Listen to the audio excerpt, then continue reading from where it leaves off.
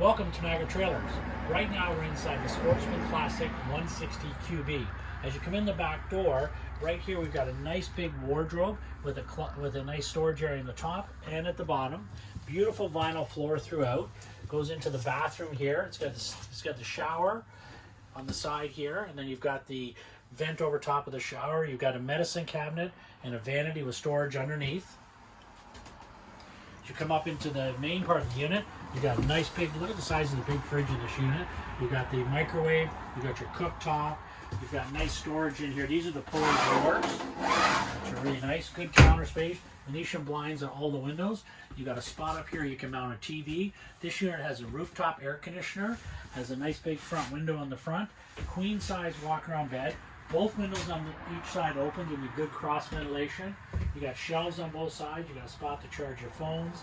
This has the 2-seating dinette on this side, and you're looking right out onto your site, which is ideal. Nice big window. It's got the power awning on the outside. Comes with stereo. Of course, you got your furnace and your hot water tank. So if you're in the area, please stop by and have a good look at all the classics.